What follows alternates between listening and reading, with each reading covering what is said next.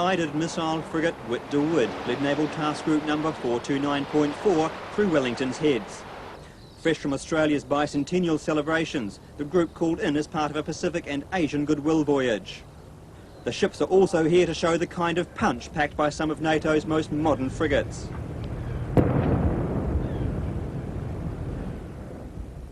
The Courtinair-class Standard frigates are the forerunners to the Dutch Navy's more modern M-class frigate, currently only on the drawing board, but under consideration as the design for the Anzac ship program.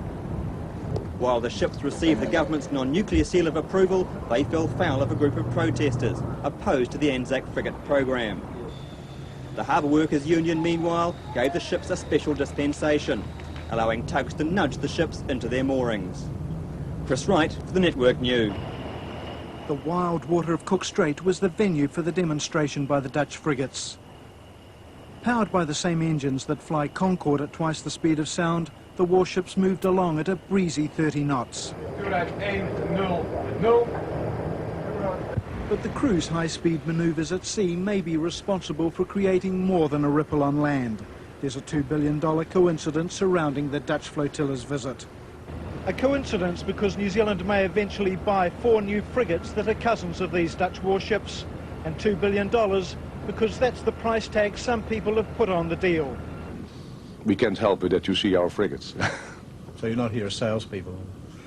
I'm a Navy man. I'm not selling anything.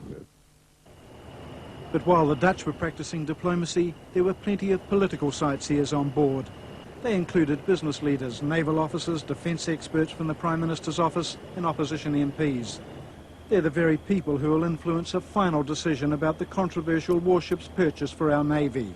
One of the Australian-New Zealand groups competing for an Anzac frigate deal plans to build ships based on the Dutch design. Our Navy, in fact, wanted these ships 8 years ago. The national government of the day decided to buy second-hand warships from Britain instead. It'll be some months before the Navy knows whether it's got any ships at all, let alone ones like these, which are now heading across the Tasman to rendezvous with the Dutch Queen in Australia. Hewitt Barnsley for the Network News.